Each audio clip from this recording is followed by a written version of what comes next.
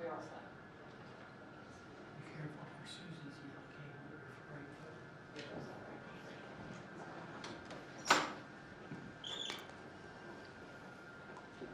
that's all right. Hello, folks.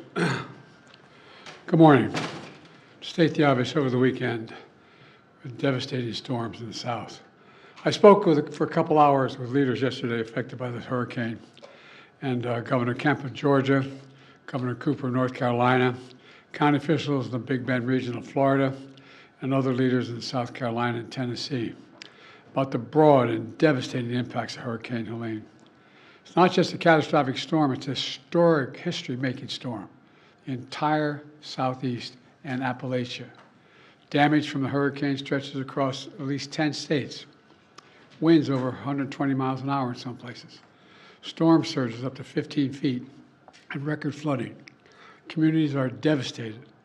Loved ones waiting, not sure if their loved ones are okay, and they can't contact them because there's no cell phone connections.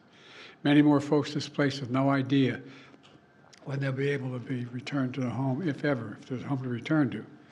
So we're keeping them all in our prayers, and all the lives lost, and those particularly unaccounted for. There's nothing like wondering, is my husband, wife, son, daughter, mother, father alive?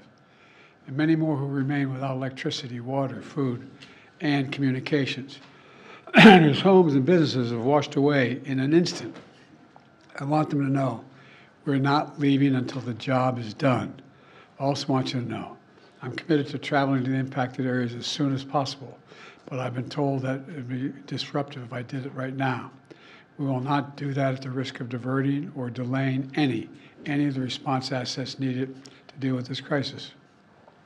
My first responsibility is to get all the help needed to those impacted areas. And I expect to be there, excuse me, I have a cold. I expect to be there later this week.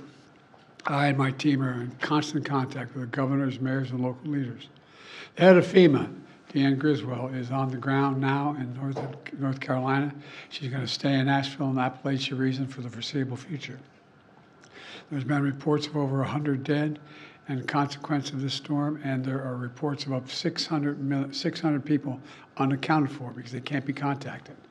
God willing, they're alive, but there's no way to contact them again because of the lack of cell phone coverage. I've directed my team to provide every available resource as fast as possible to your communities to rescue, recover, and to begin rebuilding.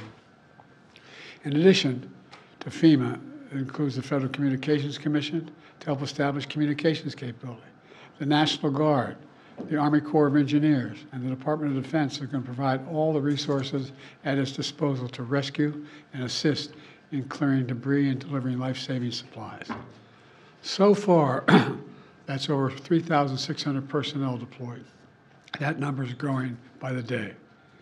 I quickly approved requests from governors of Florida, North Carolina, South Carolina, Tennessee, Georgia, Virginia, and Alabama for an emergency declaration. And I approved additional requests for the governors of North Carolina, Florida, South Carolina, and for a disaster declaration to pay for debris removal and provide financial assistance directly to survivors. FEMA and the Small Business Administration are there to help the residents whose homes and businesses were literally destroyed, washed away, or blown away. And the federal search and rescue teams have been working side by side with state and local officials and partners in very treacherous conditions to find those who are missing. And they'll not rest until everyone's accounted for. I want to thank all the first responders and everyone who's been working around the clock. One of the brave teams who's volunteered to be there is from San Diego County Fire Department, set to travel all the way from California to North Carolina to help. But on their way, they were in a terrible car accident in Louisiana. We pray for their full recovery, but it was a bad accident. We know there's more to do, and we'll continue to surge resources, including food, water, communications, and life-saving equipment. We'll be there, as I said before, and I mean it, as long as it takes to finish this job. Let me close with this. As president, I've seen firsthand the devastating toll that disasters like this take on families and communities. I've been on the ground in many disasters areas since I've been president.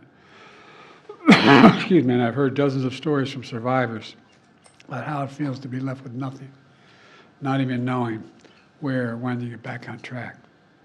I'm here to tell every single survivor in these impacted areas that we will be there with you as long as it takes. For the sake of yourselves, and your families, I urge everyone returning to their communities and home to listen to the local officials and follow all safety instructions. Take this seriously. Please be safe. Your nation has your back, and the Biden-Harris administration will be there until the job is done. God bless you all, and I'm thinking of those that are still wondering where your loved ones are. Thank you. We need to supplemental to help the people in the Southeast, Mr. President. Say again? We need to ask Congress for a supplemental. That's my expectation, yes. Do you know roughly how much you're thinking? Not yet. This is a historic storm. It's devastating. They've never seen anything like this before. And some of them are back-to-back, 3 storms in a row. So it's really, really devastating. Would you consider asking Congress to come back for a special session to pass a supplemental? That is something I may have to request, but no decision's been made yet. Do you have a sense of where you'll go when you are able to go, sir? Yes, I told the governor of North Carolina I'd go down, and I expect to be down there by Wednesday or Thursday. It would be clear for me to go. You guys have traveled with me. You know, there's an entourage. This can be disruptive. Is there a mistake for President Trump to be down there today in Georgia? Is that disruptive? I don't have any idea. On another issue, on the other side of the world in the Middle East, it's our I'm understanding. going to stick with this. What's that?